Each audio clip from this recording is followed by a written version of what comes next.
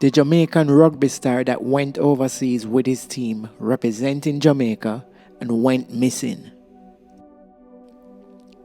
Now, some of you might have heard about this story, many of you might have not.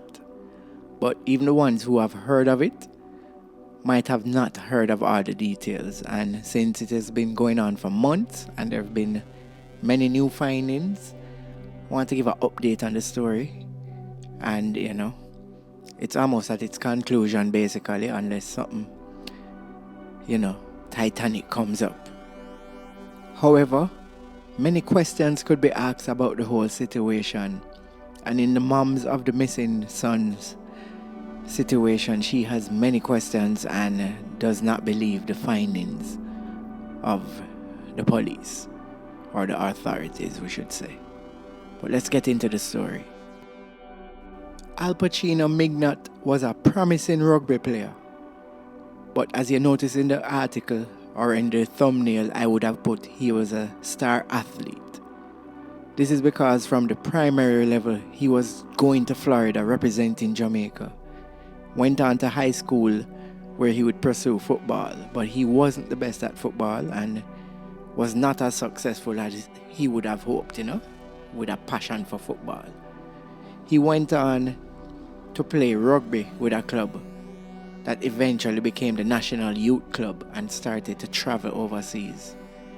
He went to many states in America and went as far as Hong Kong. So, things were looking up for him. On an even more positive note, he was given a scholarship to go to GC Foster College, which we know as a sports college in Jamaica, where you go as an athlete, or if you want to become a coach or physical education teacher. They deal with almost everything to do with sports. So he was lucky enough to get a scholarship to go there. He went there for 2 years, got good enough grades, good enough GPA, and, got the prerequisite subjects, and found himself at the Caribbean Maritime Institute, where he would pursue, an education in logistics. So this was all looking up for him, as a guy who grew up in poverty.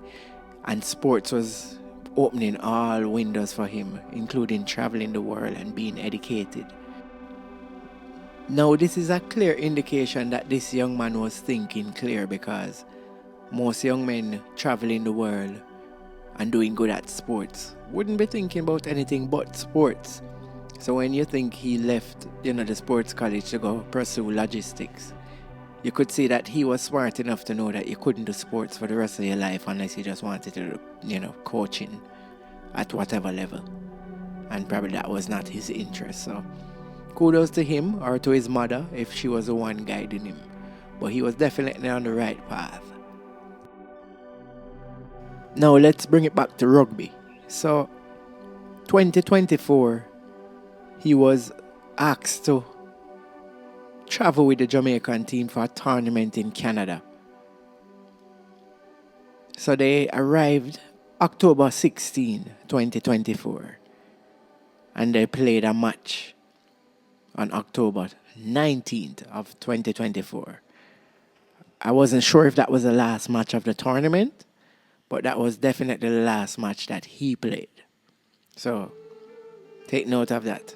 October 19, 2024 was the last match that he played. Wasn't the last time they saw him, but that was the last involvement with him on rugby. So as mentioned before, the rugby match was not the last time he was seen, but the same date of October 19th was the last time he was seen. After the match, Al Pacino spent some time with his team, then retreated to his Airbnb. Now, this sticks out because the team travels together and stays together. With exception of him, Al Pacino decided to get a place of his own with reasons beyond anybody. But we'll come back to that further on in the story. Now, the forensics on his phone, Al Pacino's phone, shows that on that same night, at about 15 to 11, he would have sent a text to his girlfriend, who we now know resides right beside the border of Canada. So he would be just messaging, that he was about to meet her. And he was about to get into an Uber. And he left and he was never seen after that. The story just gets more mysterious as we go into it, but that was the last level of communication, the last way the cops could track him to say yes, he was using his phone or anything. So everything else is a mystery. So we're getting deeper into it. Let's go. So as the mystery continues, it's America and Canada, so it's a different level of detective work. So they went straight to going to track down the Uber driver. The last hope, the last contact to the person. He clearly texted that he was in the Uber and they found the Uber driver. And everything checked out with the Uber driver. It never seemed like he was involved in any kidnapping, murder. It just seemed like a fair transaction, gone good. The only thing that led questioning to anybody was the location that they dropped him. It was so far from where he was actually doing the sports with the team. And it was very close to the border of the US. Now, we would have come to find out that the girlfriend lives near to the border of Canada. She lives on the other side, and she's also an illegal, alien. So she found her way through Mexico to get into the country. So you know what it looks like already. So of course, he went up there with a national squad. So you would have coaches, teammates, everybody management who looking for him the next day. And eventually, people go and look for him since he didn't report, and an alert was made because he was clearly not found after a certain time, and he was, put on the missing list, and they started searching for him.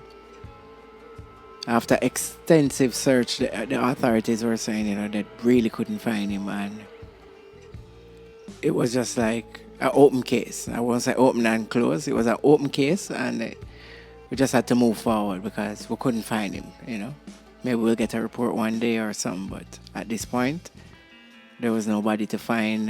Maybe he crossed the border, maybe he disappeared somewhere in Canada, who knows? Nobody knows. Now, as the weeks went by, 1 week, 2 weeks, 3 weeks, police them would be looking all over. And they would go to hotels and ask for their surveillance, the hotels around the border.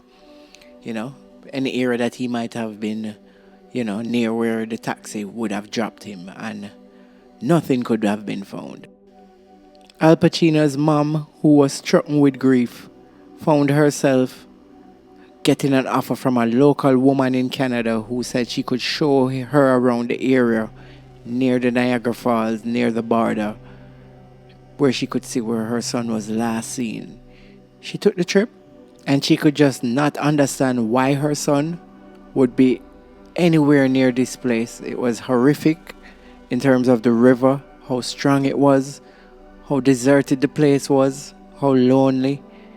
Even considering the time of night he would have been out there, and she had to wonder if that was, him going out there by will. I think the only thing that might have comforted her was to know that there was a message saying that he was trying to meet with his girlfriend, and she did live near the border.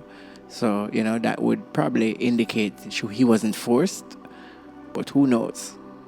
The fact that he went missing, a lot of questions would have been asked. Now, after weeks of trying to get, justice for her son, get social media presence and, awareness to the situation at hand, it finally happened that she got that call. That dreadful call. On November 26, 2024, she got a call that they found a body similar to her son's body's description along the Niagara River near Youngstown, New York. That's about 20 miles down the road from where they initially say he was. Now, sadly, they told her they couldn't readily identify the body as his, as the body was badly decomposed, and it would take, more than just a photo or anything to identify him. They further found a tattoo, to try and identify him by something significant. But the mom said, it was a tattoo on his neck, and the mom said he had no tattoo. So she was adamant that that was not him. It took a while before his girlfriend could have confirmed that yes, he did have a tattoo. And many might wonder how come, but kids are different, they hide things, I've hidden things from my parents. I'm sure we've all been there, so we don't know the dynamics. Let's not judge, because I know some people might judge to say, as a mom, she should have known, say, he had a tattoo, but she never know. Or we could say maybe she was being in denial. But as an athlete traveling and all of that and college, strong possibility she didn't know.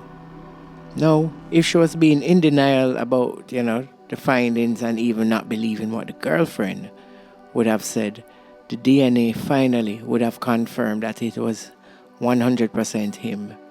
And, this would have brought an end to the search for him. But it would not have brought the end to the mystery of the case and the questions that needed to be answered. Yes, so while we might have moved on from the story because we know the story, there are many things in the story that went unanswered, so we want to explore the story a little deeper. Now, from what the police say and how he disappeared, it's clearly 3 options. The driver had something to do with it. The girlfriend had something to do with it. Or there was something else that he was going to, or somebody interfered, which is a half and half. So I met that one. So that's the third one.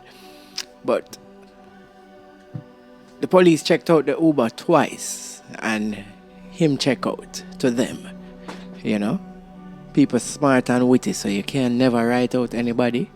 Because you watch some shows, sometimes the police check out a person 5 or 6 times before them find out that they were actually involved. So you never know. But the girlfriend, let's ask about her. Because we can't ask about the criminal that we might not know of or whatever. There's nothing to question if we don't know. But when he was going, we might say, well, maybe he wanted to go sell drugs or whatever. But he was definitely going to her. He texted her and tell her where he was going. So let's use her as a suspect. Or not a suspect. I shouldn't put it that way. But let's see what, we can find with her. Now, there was some evidence that came out that recently after he passed and, things were going, into investigation mode, she deleted her socials. That was at a time when the mom was increasing her socials, trying to gain awareness. And, coupled with the fact that they were already, he was already, linked to meeting her, and her deleting her socials, that paint a picture of something's up, why you delete your things, why you not ball out for justice too, so, that is a thing. As I mentioned earlier, she was living on the border and she was also an illegal citizen that crossed over from Mexico.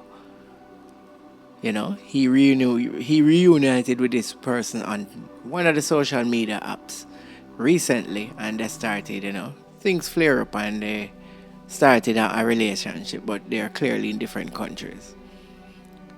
So I am seeing a picture being painted of what happened, in terms of how he got where he is and how he got in, how he met his demise. But it is a lot of questions. But putting the girlfriend aside, the mom have stated that she got calls, with people saying them going to kill him, and them need to do, like blackmailing, or she need to do this ransom, or but the more you go into it and research, she said these people had a Jamaican accent, and it would just seem like it's some very cruel people who hear about the situation on the media and decide to mess with this woman who is weeping for her children. Some of them people that just fall off of the earth, trust me. But you have them type of people, but it really never, era code and all of that, it never really linked to say, yes, it was people in Canada calling her to say, So she was highly suspicious that it might be something else, but with rational thinking, those with that level of evidence, it never really make any sense. It's funny how they never, I don't know what level of questioning the girlfriend went through, especially after deleting her things and stuff. She getting the message that him soon come and he's about to meet her clearly means that she was going to meet him, or at least she had, made arrangements to meet him there, even if it was somebody else met him there, or, if it was somebody who unalived him, or we don't know what it is, but it's a shady thing. We all know the realities of trying to cross borders, and as reports say, in that area, a whole heap of people die trying to cross the border because it's a Niagara Falls. Anybody know that river is not the river where we have a Jamaica, is the river where we kill people. And we not talk kill people where you see what Jamaican river where I kill people when we have flood and it have gush down the place. That is still a baby river to Niagara. It's a monstrous river. So I don't know. I don't want to jump to any conclusions, but it would seem that he was trying to cross the border and die, and I would have the law on my side when I would say the Canadian government and the US, not government, police them and border patrol would have it that this just seems like a case of him trying to cross the border. And many people don't believe, including the mom, thinking it's something else, but the more you think about it, him leaving, we don't have any nations that will border in Jamaica, but imagine me being in Kingston with my team for the first time, being in Jamaica and taking a Uber by myself, leaving my whole team, going to Mobay to get to the border to try doing whatever, and I go missing near the seaside, near where they load boats to go over to Cuba or to Haiti. What would people think, So just being real, and as I said, that's the police findings, and that's what it would seem like to me. The girl, the clear indication of the fact that they were supposed to meet, and she was in America and he was in Canada, means that there was some plan for somebody to cross the border. One of the borders. So, I don't want to jump to conclusions, but I don't think it's a far-fetched conclusion to say for them to see each other, one of them would have to be planning to cross a border. So if he said he was going to see her soon, I think it's an open shut case where he was trying to cross the border and he failed. But you can let me know in the comment sections what you think, I don't think it needs to be overcomplicated, That's the whole story from start to finish. You will get longer stories with people telling you a bunch of side, distracting things, trying to make it look like more than what it is. But that is a story, and it seems clear cut. I'm open to being wrong, Investigation, I would say it's still on for some people. For the authorities, it's pretty much closed. And for those who still wonder about foul play, the police report also was clear that there was no indication of cuts, bruises, wrist, what you'd call it now, marks to say he was tied. Nothing to show resistance or struggling. Just him drowning. So that again, kind of open and shut. But if something comes out, I will definitely say I'm sorry and move forward. But it seems like that was the case. It is hard to say that wasn't the case with the last text about him seeing the person who is across the border soon? How is he going to see the person soon? Like, it's not logical. And for clarity, he did not have papers to go across the border. And he didn't get dropped close to where the legal place to cross the border is. It was revealed that he tried to get his visa twice in recent times and was turned down. So it was definitely not a legal entry if he was indeed planning to cross the border. But yeah, people, thanks for watching. Like, share, subscribe. Bless up, people.